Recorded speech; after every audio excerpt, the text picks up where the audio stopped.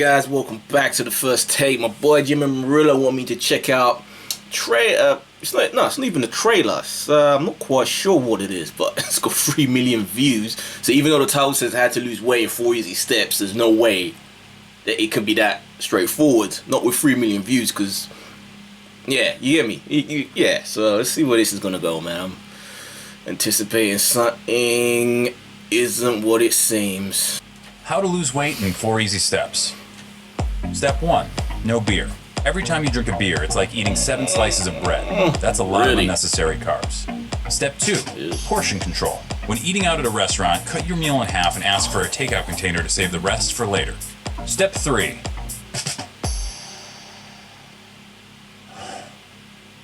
have your heart broken. Okay. And not just broken, but shattered. By a girl who never loved you and never will.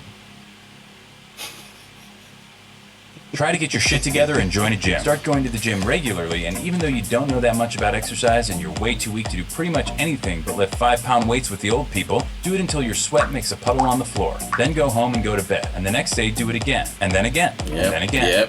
Then go to work and listen to stories of your ex-girlfriend fucking around with gross and terrible people. Stories from your coworker friends who think they're doing you a favor. Pretend that it doesn't bother you. Pretend that being forced to see your ex at work every day isn't fucking killing you. Never give all people you work with. Never. Pretend that everything's fine. Go to the gym and make more puddles of sweat. Buy books. Learn about different muscle groups and how they work together. Plan out your week of meals. Try to forget her. Back to the gym, more puddles of sweat. You're a piece of shit. You are a piece of shit. You are a piece of shit. Come on, dude. After the gym one night, go all the way up to the top of the parking garage and walk all the way to the back. Ain't gonna jump. Look out at the lights of the skyscrapers of downtown and think about how every single one of those office lights represents a person. Try to imagine how they feel, what they're doing. Then realize that most of those lights are probably shining into offices with no one in them. Realize you're alone, that you're staring at no one. Become cripplingly depressed and try to locate your car. Go to sleep, go back to work, go to the gym, sweat, freak the fuck out on your ex, the next day apologize. One day she wears the necklace you bought her and tells you that she got it from someone really special. That night you discover that Slayer's Angel of Death might be the perfect song to do squats to. Start to make friends at the gym. You used to look down on bro nods and fist bumps, but since that's how gym rats communicate, that's become the language you speak most often. Max and you spot each other on Wednesdays, Vinny and you spot each other on Fridays. It's important not to forget that you're a piece of shit. Work, gym, food, sleep, over and over. More fist bumps, more sweat puddles. Your body changes slowly, then all at once. You hit your goal weight, pick a new one, then hit it again. You go out and buy new clothes. You receive wave after wave of compliments. Your ex tells you that she's seeing someone else. Good. Fuck you. Bullshit. Wow, he picked his That night you go to the gym. You run farther and lift more than you thought your body was capable of. You go home and eat a single chicken breast and steamed vegetables. You go to sleep. You dream of a bottomless black puddle. No. Fucking Tinder. No. Hey. There's a girl you see a lot at the gym who always does these weird leg exercises you've never seen before. You make it a point not to look at her because you're overly worried about looking creepy. Like that guy in the blue shirt who never wears underwear and always hangs around the back pull down. You notice this girl is always at the gym when you are and seems to always choose the bench next to you. You turn up the Slayer and concentrate on making your puddles bigger. At work, your ex parades her new boyfriend around, flatly ignoring you the entire time. He's taller than you, in better shape than you, and significantly better looking than you.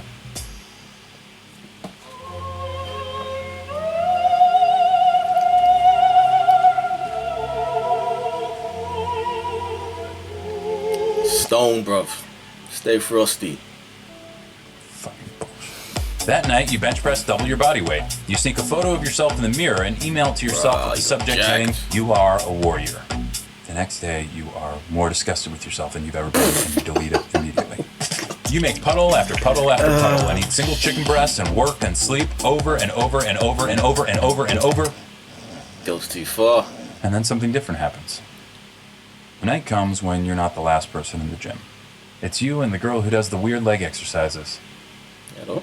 You end up walking out at the same time. Her name is Melissa and she works close by. She asks you out to dinner on Friday, promising it'll be healthy. The leg exercises are pivoting curtsy lunges. You start seeing Melissa a lot, both inside the gym and out. You had a couple cheat days to your week. You start getting a lot less sleep. Your ex calls you late at night, but you don't answer. Fuck you. Good boy, good boy. One night you're walking Melissa to her car and she says she wants to show you something special. Oh yeah? You both stand there in the dark looking out over the lights of downtown. Isn't it pretty, she says, with all those lights? You tell her that you think it is, but it also makes you feel sad. All those lights mean nothing. They're just shining into cold, lonely offices with nobody in them. But Melissa tells you that each light is an empty office, but they're only empty because the people have all gone home for the day. Each one's a person who's at home, happy with the one they love. Glass half full kind of girl. You look at her in the lights, and she smiles. Go for it. Something in your chest expands. Okay, this'll work. Late one Sunday afternoon, you're writing out your rent check and realize it's been exactly a year since you started working out. You think of all those miles you've run, those pounds you've lifted, the chicken you've eaten, and puddles you've made, and it doesn't seem that bad. You realize that it's not about hitting a goal weight or lifting weights. It's about waiting, being patient, and trusting that life will slowly inch along and things will get better. After all, change takes time. Time's all it takes. Fuck. Step 4. No fruit juice. Too much sugar. I love juice. Come on. Dude, that was great. That was actually really great. Sure, not just the fact that it was entertaining and well made. And I recognize the dude, he's from SNL, man. Yeah. I noticed when it began, I'm thinking, I don't remember him being that chubby. Like, no way. So he's been planning this little short, I guess it's kind of a short film in a way. Like a sketch, self. It's kind of like weird. It's like a dramedy short skit. It's kind of weird to have to classify it, but you can tell he's been planning it a while because, yeah, he starts off legitimately overweight and then he ends shredded's a bit heavy, but he's definitely in way better shape, like way more closer to how I kind of remember seeing him on SNL. But yeah, I kind of recognize a lot of this behavior, even though I've kind of, I don't know whether this makes me some sort of zombie or an android or some shit, even though I haven't necessarily been the one going through this shit.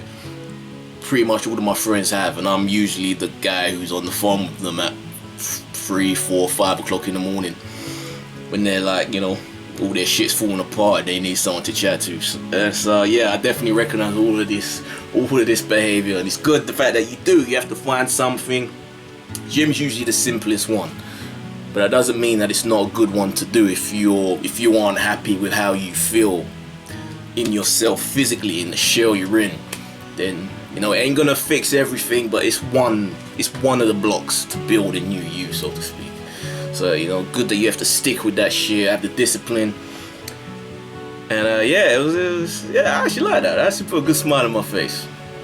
I really do. But you kind of do. You have to have that thing in you, man, that fuck it. I think that's why I don't necessarily have been on the receiving end of this. I have this little thing that I keep in me, in my head, like in a little box. And when I need it, I break it out, and it's literally just, fuck it. That's what. So when things don't go my way, things which should make me just kind of like crumble, I'd say, I break it out and fuck it. Move on to the next. That's kind of my philosophy and everything. Ain't how I work out. YouTube shit falls apart. I get a ton of strikes. Channel gone. I'll be sad. Love doing this shit, but fuck it. On to the next. It's the way you gotta treat life, right? That's how I do anyway. But yeah. Murillo, Jimmy, yes. Me like you a lot. Have you been through this? Did you take this path if you have been through this? Male or female? If you didn't, what was your answer? What was your remedy? You know, did it end 12 months? This was like a 12-month period. That's how we kind of planned it out. A year from when he started going to the gym. So he pretty much broke up with her when he started. So I did that kind of what in that 12-month period did you go through? What was your? I'm curious. I'm real curious actually. What was your kind of method? Yeah, let me know, guys. Write comments down below. You like the video, please subscribe, give me a thumbs up. I made a recent. This has been my first take too. How to lose weight in 4 easy steps. Short dramedy skit thing. Yeah, it was cool. I like that. Later, guys.